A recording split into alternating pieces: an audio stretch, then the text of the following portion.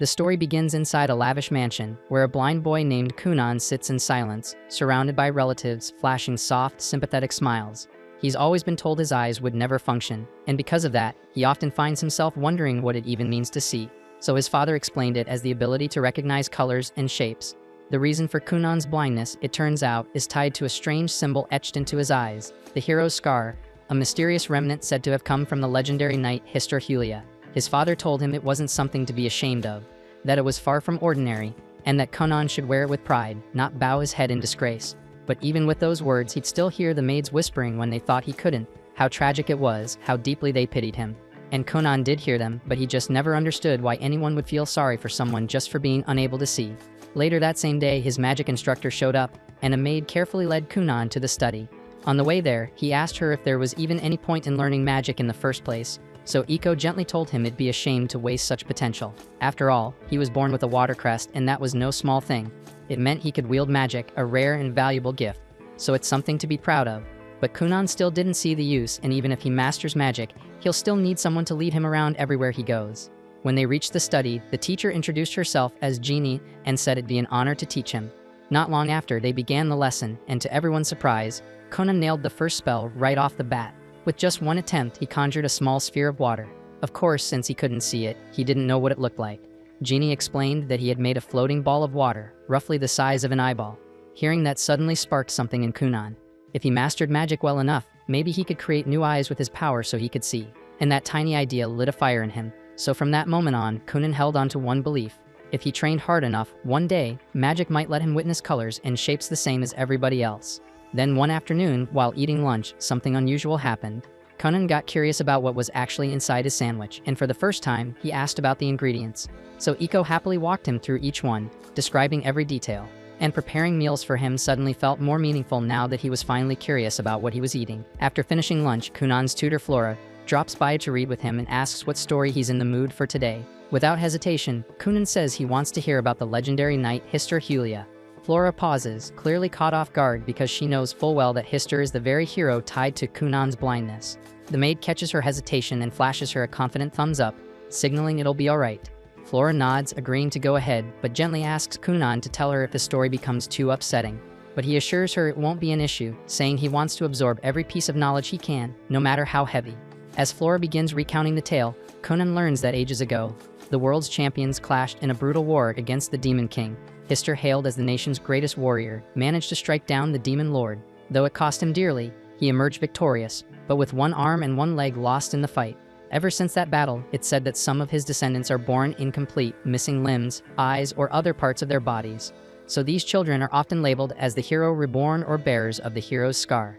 But even as he listens, Kunan quietly brushes it off as nonsense. Deep down, he knows this has nothing to do with him. His life isn't some echo of a heroic tale, it's his own. And what truly matters isn't a myth or a legacy, it's what he can accomplish through magic. He doesn't care about some legendary scar. What he cares about is unlocking the full potential of his power. And he's already made up his mind. He'll figure out a way to craft new eyes using magic, no matter what it takes. But the sheer amount of magical training he throws himself into eventually pushes his young body past its limits, and he ends up collapsing from total exhaustion. Iko rushes to his side and hurries him back inside to rest. Once he's had time to recover, Kunan, more determined than ever, realizes he has to step up, both mentally and physically, and passing out from magic overuse just won't cut it for someone chasing a dream this big, so if he wants to wield magic for long stretches without faltering, he needs to toughen up his body as well. Iko suggests he start learning swordsmanship to build endurance and muscle, and also eat more to support his growth. Still, she warns him that everything needs to progress gradually. Piling it all on too fast could do more harm than good. With his mind made up, Kunan dives into his new regimen under the guidance of Master Oro. The training is grueling and leaves him drained, but little by little, Kunan keeps up. The progress is slow, but it's steady, and that's what matters. When it's time for his magic lesson, Ginny arrives at the training field, and Master Oro quietly steps aside to give them space. Ginny approaches and remarks how impressed she is to see him picking up swordplay on top of everything else. Kunan nods, confirming that he's been working at it, explaining that if he's serious about his goal, he's going to need a ridiculous amount of stamina to back it up. Genie had always seen Kunan as the quiet, brooding type, but today he feels entirely different. There's no trace of that empty look in his eyes. Now there's purpose burning behind them. They get started on their magic session, and Genie asks him to perform the same spell they practiced last time. Back then, Kunan had barely managed to conjure a single water orb. But now, without hesitation, he summons 7 of them at once. Genie's stunned because she hasn't taught him any new techniques, yet he's managed to leap forward entirely on his own. That same afternoon, Princess Mirika, Kunan's fiancée, is set to visit. The idea of the meeting leaves her uneasy. Kunan's always been too withdrawn for her taste, and while she understands that this marriage is a matter of royal duty, the thought of being tied to someone so emotionally distant leaves her cold. But the moment she steps into the mansion, she notices something's changed. Kunan carries himself differently. He has a spark now, and their conversation flows in a way it never has before.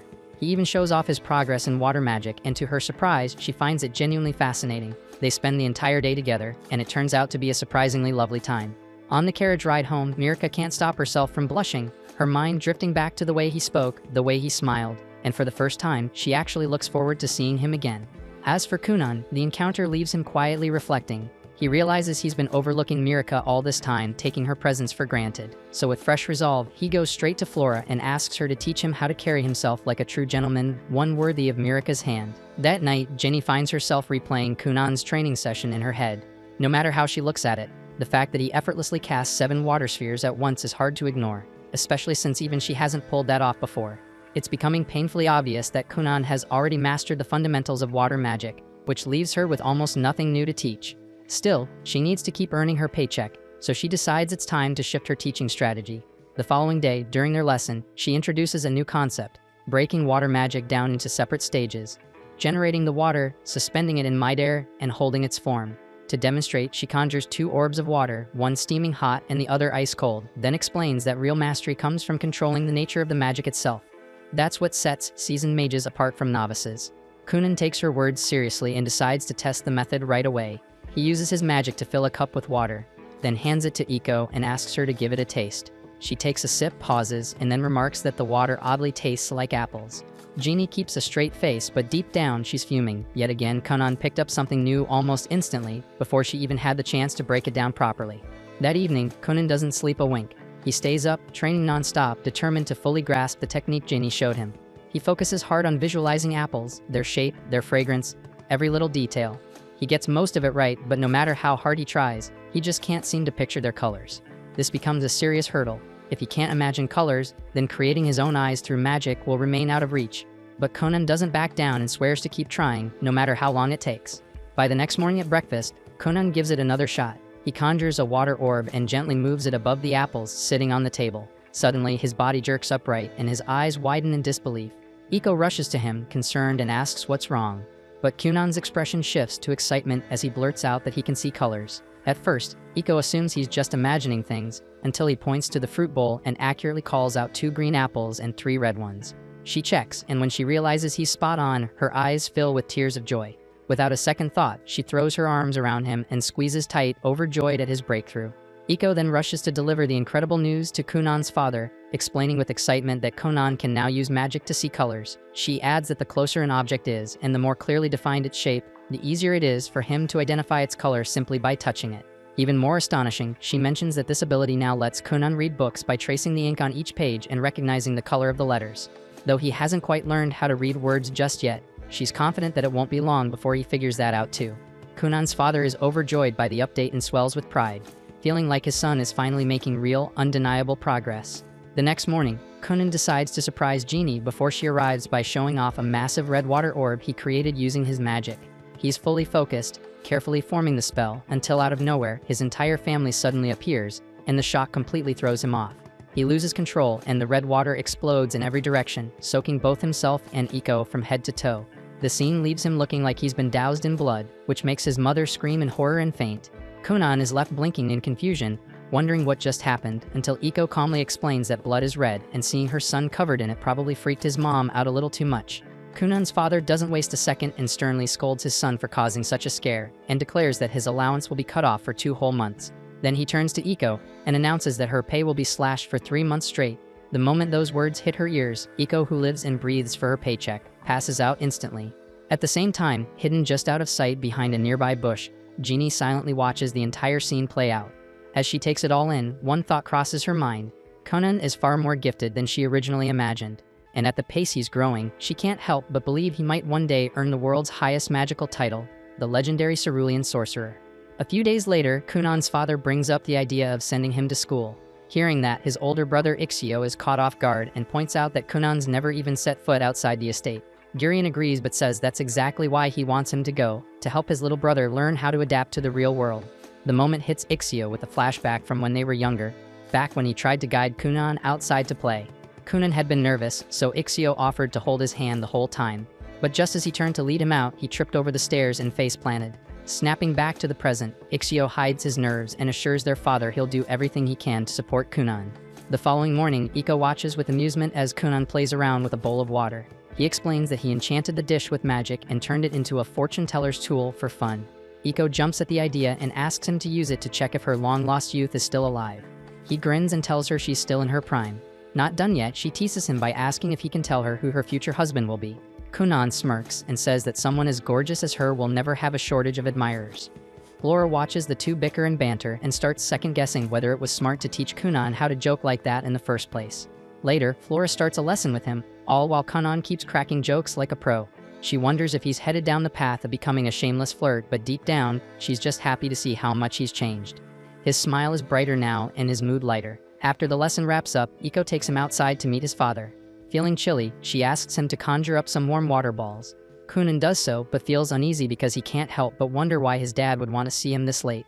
Iko tells him not to worry since he hasn't done anything wrong, unless you count that blood explosion incident a while back. Kunan fires back that she's the one who talked him into it in the first place, but he admits it was kind of fun. Before long, they reach the main estate where the head butler, Balin, greets them. Not long after, Kunan's older brother shows up and leads the two toward their father's room. As they walk, his brother asks if Kunan needs a hand getting around. Kunan quickly shakes his head, reminding him he can sense his surroundings just fine now. His brother nods, though the memory of messing up last time still lingers in his mind. Shortly, they step into a room where both of Kunan's parents are already waiting. Once Kunan and his brother go inside, Iko and Balin stay outside the door. Then Gurion turns to Kunan and asks if he's open to the idea of attending a proper school. Kunan shuts it down immediately, saying he doesn't want to be a burden on others who'd have to look after him all the time. He adds that he's got something important he's working on at home and wonders if it's really that big of a deal not to go. Gurion explains that while it's normally mandatory for noble kids to attend school, he managed to get a special exemption from the Emperor so Kunan could stay home due to his condition.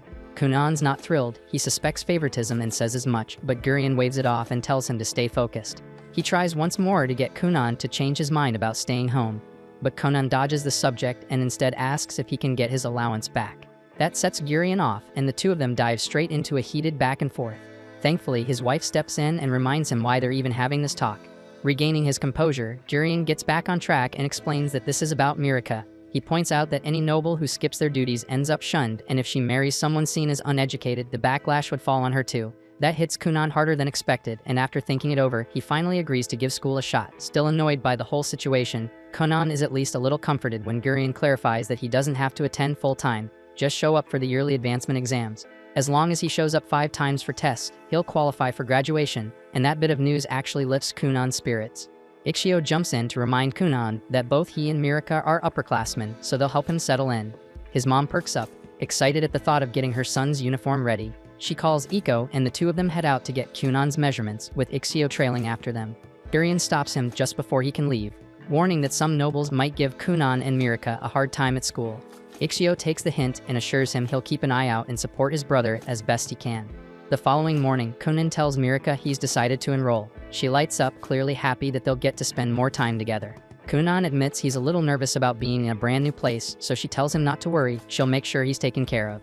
He thanks her, but can't help thinking that they might stir up some drama with her fanboys. When he brings it up, Mirika tries to brush it off like it's nothing, which makes Kunan suspicious.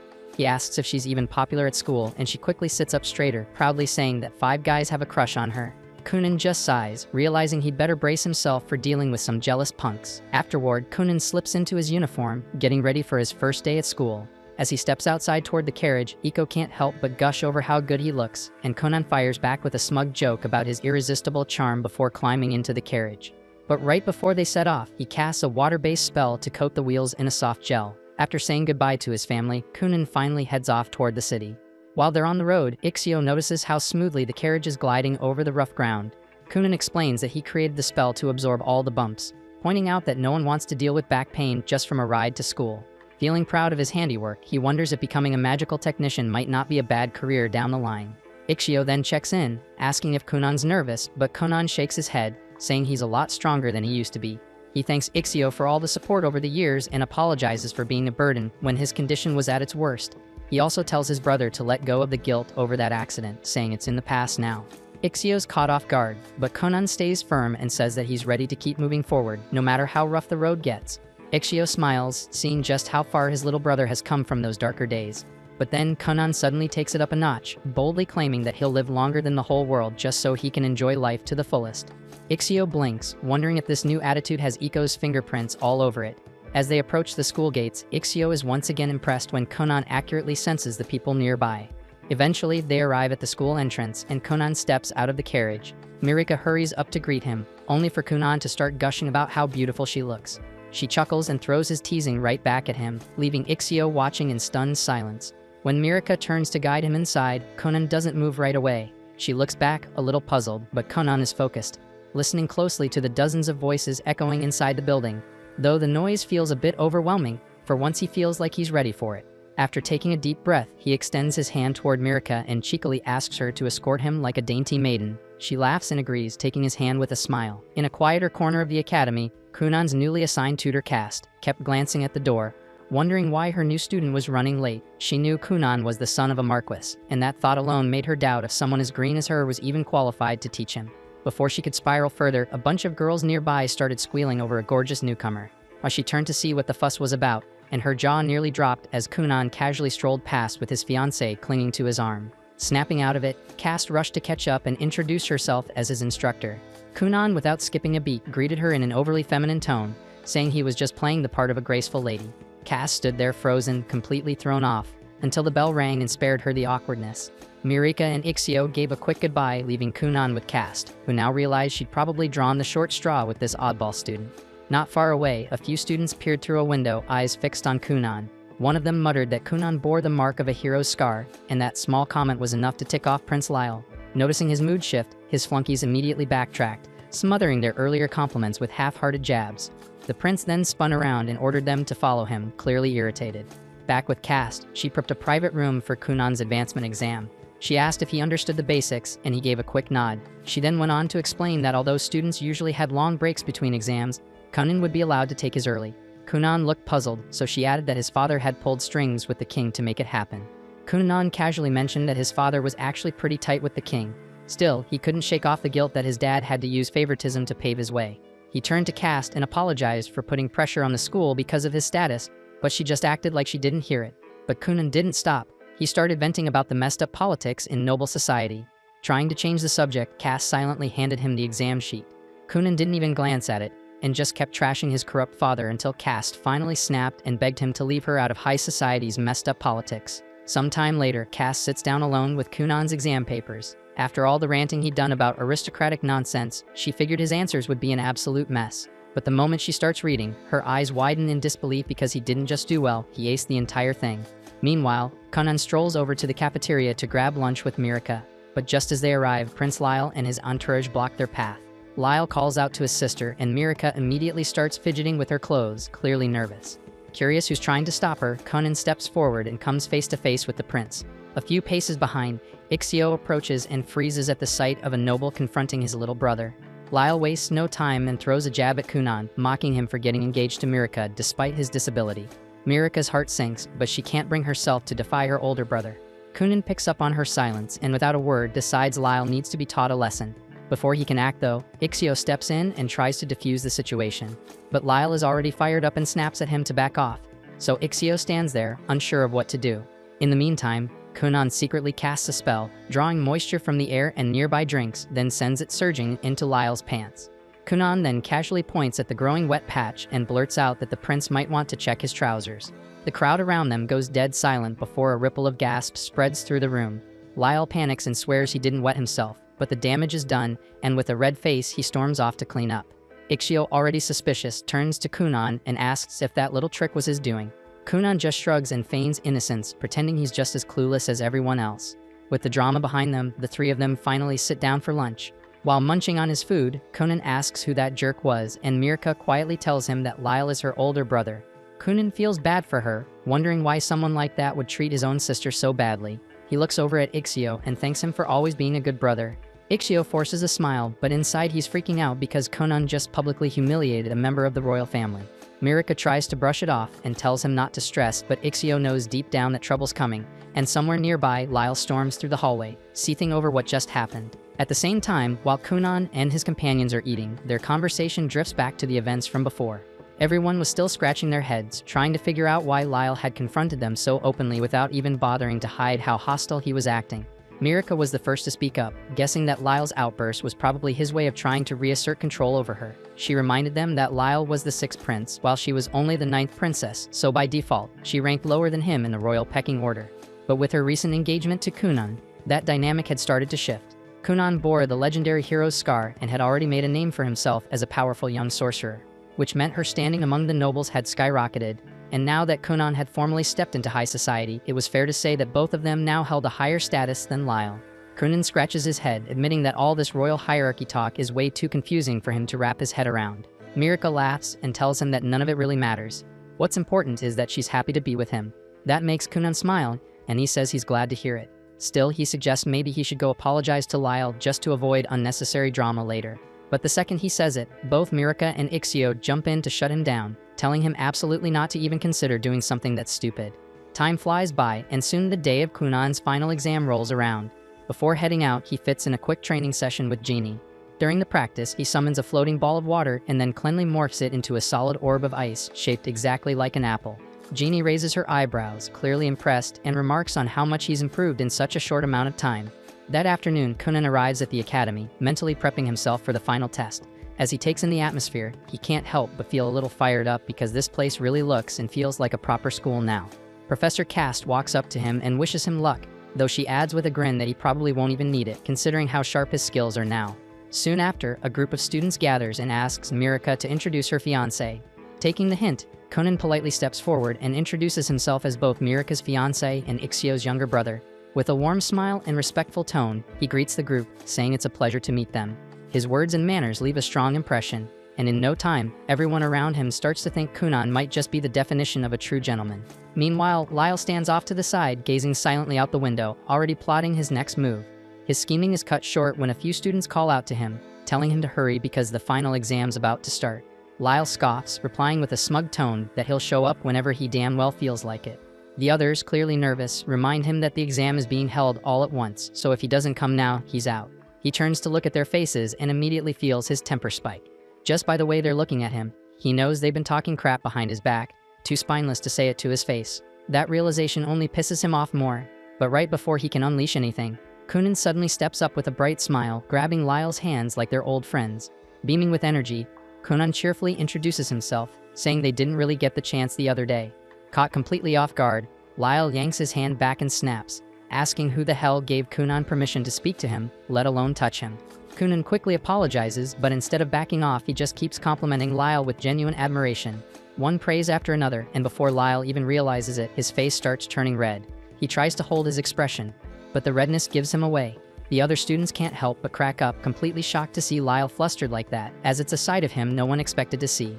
Moments later, everyone settles into their seats, and the final exam begins. Time passes quickly, and when it's over, Professor Cass steps in front of the class to announce the results. Instead of writing names or numbers, she simply draws a flower on the board, her way of saying everyone passed. The classroom bursts into cheers as students congratulate each other, relieved and overjoyed to have cleared the exam. With everything wrapped up, Conan hops into his carriage and waves goodbye, telling the others he hopes they'll meet again someday. As soon as he returns to the mansion, he jumps straight back into training with Genie. She tells him to make a ball of water and split it into 10 equal parts. Conan does it effortlessly, then adds that he's been working on something new. With a grin, he transforms one of the water balls into a small bird, and it flaps its wings and takes off into the air. Ginny watches, stunned and speechless. A few seconds pass before she drops to her knees, realizing with a heavy sigh that there's barely anything left she could teach him. Not long after, the two sit down for a quiet tea break. That's when Genie finally gathers the courage to be honest with him. She tells Conan flat out that she truly has nothing left to teach him. According to her, he's already mastered every form of basic magic, and once he moves on to more advanced spells, he'll easily leave her in the dust. She confesses that it's been like this for a while now. She just kept throwing together odd little exercises, hoping to stay useful somehow. The moment she says that, Conan bolts upright in protest. He tells her he's known for a while, but it was those very exercises, random or not, that helped him expand his magic. He insists that without them, he never would have reached this level. Then he suddenly asks if she's trying to walk away because the pay isn't good enough and says if that's the problem, he'll just tell his dad to give her a raise. But Jeannie shakes her head, her tone quiet but firm. She tells him it's the opposite. She can't keep accepting such a generous salary when she's no longer earning it. She doesn't want to be paid like a teacher when she doesn't feel like one anymore. She walks over to him and gently places both hands on his shoulders, locking eyes with him as she says she's reached her limit. She repeats it clearly. There's nothing more she can teach him, but Conan refuses to hear it. He begs her to keep making those exercises, even if they're just smoke and mirrors meant to fool him into thinking he's learning. He says he doesn't care if they're fake. If it helps him grow, then it's more than enough. Still, Jenny doesn't flinch. She meets his eyes and tells him plain and firm that she just can't do it anymore. After saying that, she turns her back to him and walks away. As she makes her way home, she thinks about everything Conan has accomplished, the talent, the drive, the things she never imagined a kid could pull off. Then something sparks inside her. A fire she thought had long gone out suddenly ignites again. If Conan can aim to become the cerulean sorcerer, then so can she. There's no way she's letting herself get left behind by her own student. It's not too late, not for her. Back at the mansion, Iko informs Conan that Flora has stepped down from her role as well, now that he's officially completed the Noble Children's curriculum and graduated. Her job, by all standards, is done. Conan feels a little downhearted, realizing he never got the chance to properly say goodbye. But Iko explains that Flora didn't offer any farewells because she knew she wouldn't be able to hold back her tears. Hearing that, Conan decides he'll write her a letter, something sincere to thank her for everything she did. That evening at dinner, Conan brings up Jeannie's resignation to his father, Arsene Girion. He explains how Jeannie felt unqualified to keep teaching him, believing that Conan deserves someone far more gifted in magic to help him move forward. While they sit and think it over, Ixio suddenly recalls hearing about an elite royal sorcerer known as Zionli.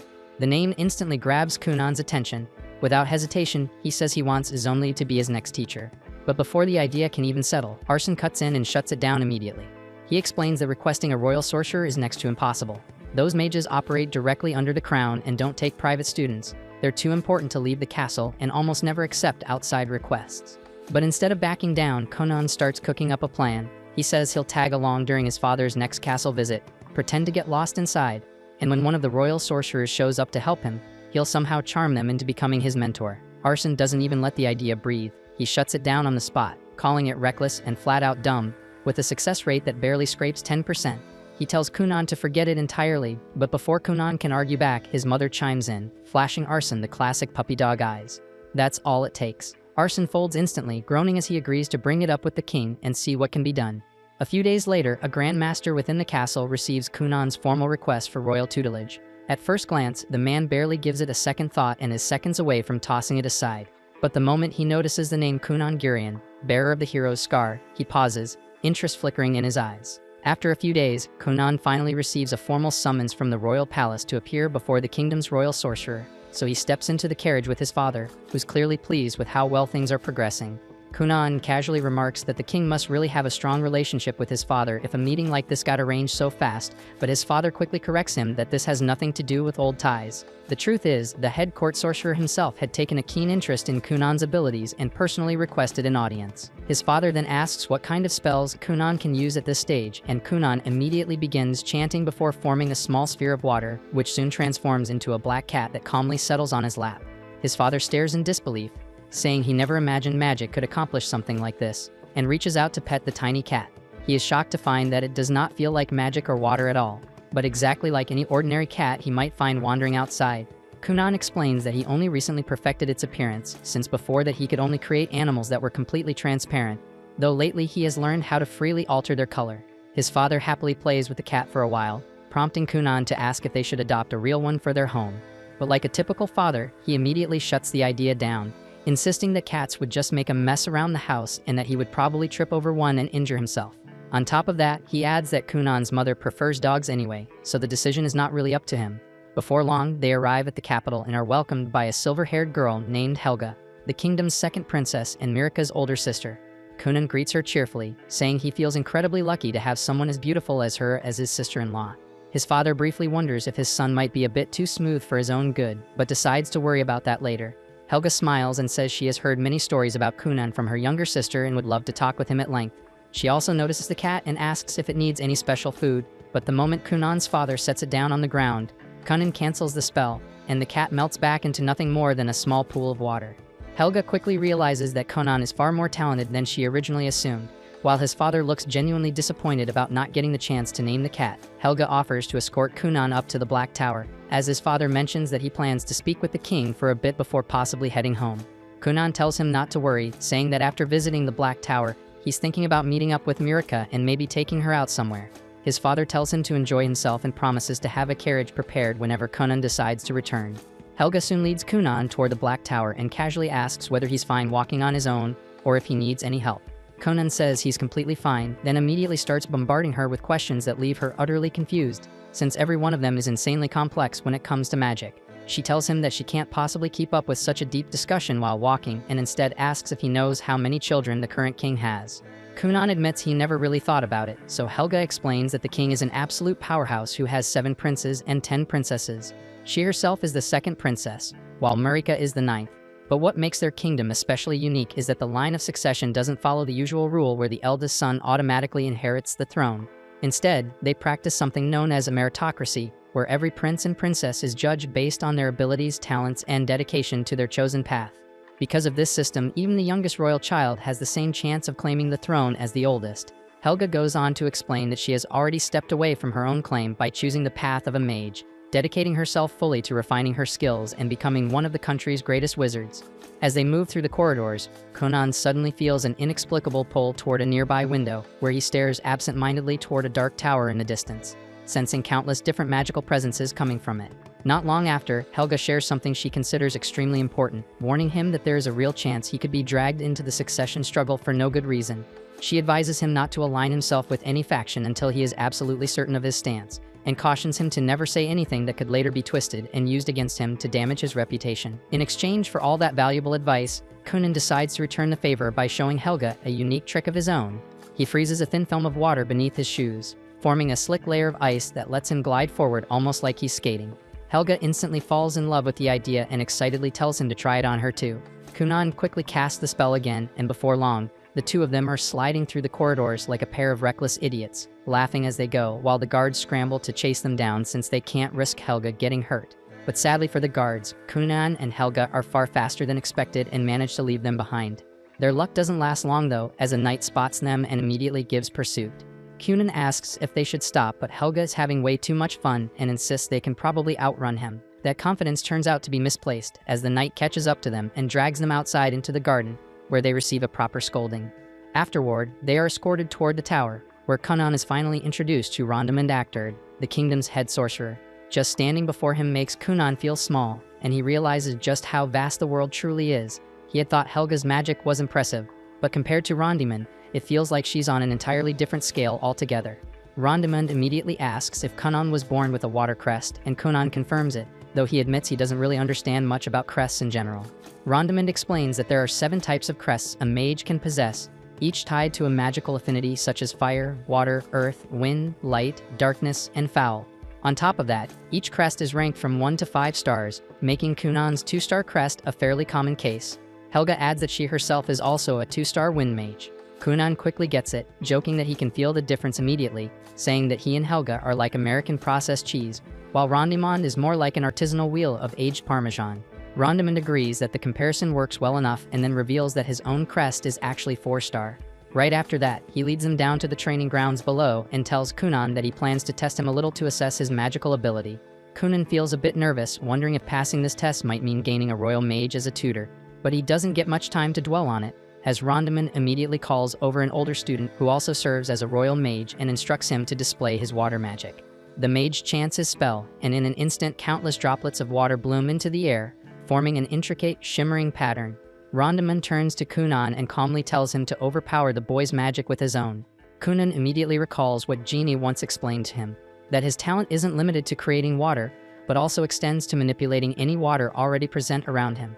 Up until now, that has never been an issue, but he has never once tried to seize control of water created by another mage. He realizes that Rondamund has casually thrown him into a situation neither he nor Jenny ever considered, forcing him to adapt on the spot. With no time to hesitate, Conan decides to try anyway and pushes his will toward the silver-haired mage's water. At first, it feels like it might work, but he quickly hits a wall as the droplets begin to resist, firmly held in place by the other mage's magic. Rondamund watches closely, clearly intrigued by what might happen next. Kunan refuses to give up, pouring all his strength and stamina into the attempt to force control.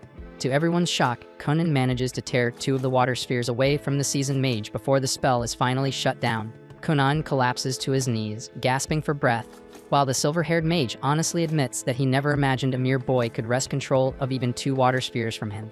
He turns to Rondimund and declares that he would gladly take Kunan on as his student, only for the other mages to immediately speak up as well, all expressing their desire to have Kunan as their pupil. Rondimund shuts them down at once, saying he wants to see more of what Kunan can do, and tells Kunan to create something of his own choosing. Kunan immediately shapes his water magic into a trampoline, and without hesitation, Rondimund jumps onto it, bouncing around like he's having the time of his life. The other mages quickly line up, eager to try it themselves, wanting to understand how it works and whether they could replicate it. Rondimund, however, tells Kunan that he wants him to stay the night at the castle so they can further explore the limits of his abilities. Kunan apologizes and explains that he already has plans, since he has a date with Mirika and needs to take her out to dinner that evening. Right then, Helga asks if he can create any other animals with his magic or even humans. Kunan answers that he can do both and immediately forms a human-shaped doll made of water magic, modeled after his maid. It isn't fully perfected yet, so the figure is still slightly translucent, and he hasn't fine-tuned the movements either, which makes it a bit awkward for now. The young mage then asks if the doll can actually do anything, and Kunan brings up the time he tried to make one fly, though it didn't go over well since the doll ended up looking pretty stupid while doing it. Rondimund instantly takes interest, leaving Kunan no choice but to demonstrate. He starts messing around with the doll, sending it flying back and forth through the air repeatedly, which ends up scaring half the people in the castle. This earns him yet another scolding, followed by a round of apologies from everyone involved. Before long, the sun begins to set, and Rondimund tells Kunan that he has officially passed the test and that he will personally assign him a sorcerer to help refine his control over magic. Kunan is thrilled by the news and rushes to tell his father, who is far less pleased after hearing that his son has already caused trouble twice in just a few hours. He scolds Kunan for being reckless with his magic before storming off. Not long after, his father leaves to return to their mansion, leaving Kunan behind with Helga. She quickly realizes that Kunan needs to head to Mirika or he'll end up late for dinner. Helga suggests that they use magic to get there faster, otherwise they won't make it in time, so they decide to try a little experiment. Kunan creates a large bubble of water, and Helga uses her wind magic to push it forward, sending them soaring through the sky like they're riding a magic carpet, reaching the area near Mirika's chambers in no time at all. Unluckily, Helga forgets to slowly ease off her magic and cuts it completely, causing them to plummet straight down. They end up getting caught by the Knight Dario for the 3rd time that day, who is visibly fed up and delivers yet another long lecture, while Mirika waits nearby in her dress, still expecting her Prince Charming to arrive. Mirika's a wreck, pacing like she's got a storm raging under her ribs, wound up tight and almost certain Kunan's ditched her. The maid does her best to keep things calm, suggesting he probably just got stuck at the academy, nothing more. Thankfully, before the panic hits full tilt, a knock breaks the tension. The maid rushes to answer, and there stands a guard, announcing that Kunan's finally here and waiting outside for the princess. But when she turns around again, she gets shocked to see Mirika already sprawled on the couch, sipping her tea as if nothing happened, cool as a queen who hadn't just been spiraling 2 seconds ago. Before the maid could even open her mouth, Mirika had already slipped out the door, power walking her way straight to her fiancé. She spotted Kunan waiting at the bottom of the stairs, where he immediately apologized for showing up late, then hit her with some smooth talk, saying the moon looked stunning tonight, despite being blind as hell. He reached for her hand, which she gave with a soft smile, and just like that, he led her to his ride and whisked her off to a high-end restaurant. Once they stepped inside the place, the staff wasted no time offering them some overpriced sparkling water, fancy stuff only people with actual money would entertain. Not that it mattered, because these two weren't exactly scraping coins. As they settled in and started sipping, Mirika's maid quietly observed Kunan's polished posture and the way he carried himself. Pure noble vibes. Mirika broke the silence first, asking if he'd had time to swing by the Black Tower today. Kunan lit up at the question, sharing how he actually met her older sister there, and that every mage he encountered was straight up incredible, especially the second Princess Helga. He added that he passed the mage assessment too, though he still had no clue who his mentor was gonna be. The guy kept laying on the charm throughout the night, and Mirika was clearly vibing with it, even if her maid still found some of it kinda cheesy. But hey, young love's messy like that, so whatever. After dinner, Kunan hit her with something bold. He gently held her arm and told her that while this kind of dinner might only happen once in a while for now, but after they got married, he'd make sure every damn night felt just like this. Even the maid, who usually rolled her eyes at this kind of thing, was caught off guard. Maybe those hours spent watching overly dramatic romance clips online weren't such a waste after all, because even she had to admit, Kunan might not be such a cringelord after all. Mirika kept her composure like a proper noblewoman, calm and graceful the whole way back, until the door shut behind her. The moment she stepped into her room, all that elegance vanished. She spun around and collapsed onto her bed, giggling like a kid, heart racing as she replayed everything Kunan had promised her, and she couldn't stop smiling. A couple days later, Kunan made it back to his mansion. He was tucked away in his study, busy scribbling down a report when Iko's voice rang out from the yard. She was knee-deep in laundry and called out for a hand. And right away, Kunan raised his hand and whipped up a bubbly storm of enchanted water that blitzed through the grime in seconds. Iko gave him a quick thanks, but Kunan just sighed, saying he was in the middle of wrapping up that report and now it'd be delayed. Iko rolled her eyes and told him to quit being such a shut-in bookworm, but Kunan explained that he needed to get it all down while it was still fresh in his head. Iko shot back that nerds don't get girls, and if he kept hiding from the sun like some cave troll, he was going to end up short and scrawny. Kunan paused as the brutal truth hit him that girls really do go for tall guys. But Iko leaned in with a teasing smirk and said she'd still pick him as long as he was packing heat where it counts. They ended up chilling under the shade of some drying linens, and Kunan casually asked if a reply had come from the Black Tower yet. It was still radio silence, and it looked like they hadn't picked his tutor.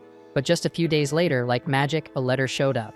To his surprise, the letter revealed that none other than Zunli, the devilishly charming Archmage himself, had been assigned as Kunan's mentor. Kunan wasn't sure what to think. He'd only ever heard stories about the guy from his mother. But Iko is fangirled hard, swearing up and down that Zunli was the hottest man alive, and immediately started spiraling about her weight and hair, panicking over how she'd look if she accidentally bumped into him. Meanwhile, over at the castle, Helga paid Mirika a visit and casually dropped the news that Zunli had been selected to teach Kunan. Mirika lit up with excitement, thrilled that Kunan would be learning under the best of the best. Helga, on the other hand, let out a sigh and admitted that she had secretly wanted the job.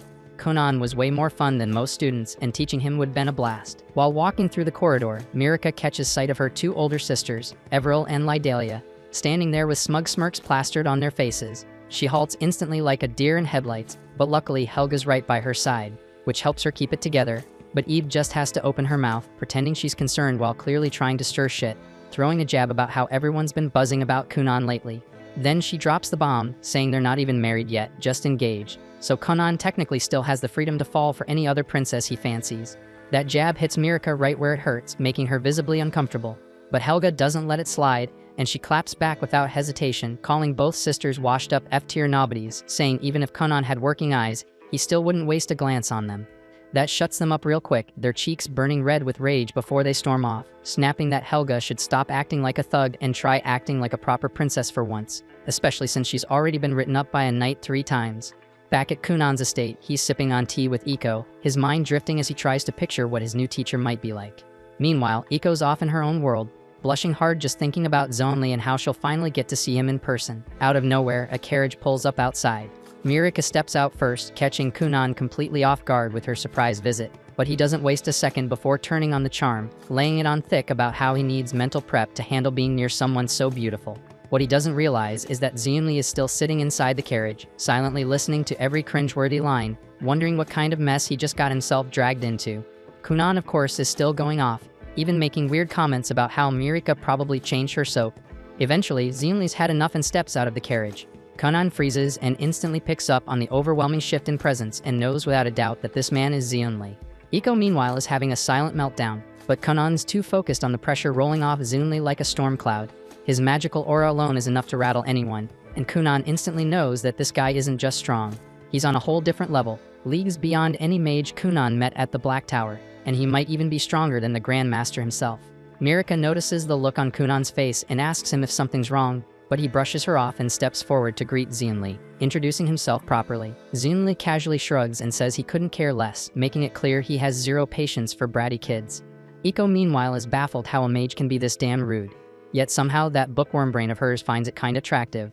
Zunli doesn't sugarcoat it. He flat out says he never asked for this babysitting gig and that the Grand Master basically dumped it on him. Kunan, unfazed, just shrugs it off and says they're all stuck playing along with the rules of politics and seniority, so what choice do they have? Dario takes that moment to introduce himself properly as Mirika's personal guard, while Kunan gives him a quick apology for all the chaos he stirred up earlier. They eventually gather for some tea, but Zunli's clearly not thrilled, especially with how Mirika and Kunan keep tossing flirty remarks back and forth. Their back and forth gets so cheesy, he finally cuts in, tells them to cool it, and reminds them he's here to talk magic, not listen to some corny teen drama. With a smirk, he decides to mess with Kunan a bit and throws out a question and asks if the kid knows anything about compound magic.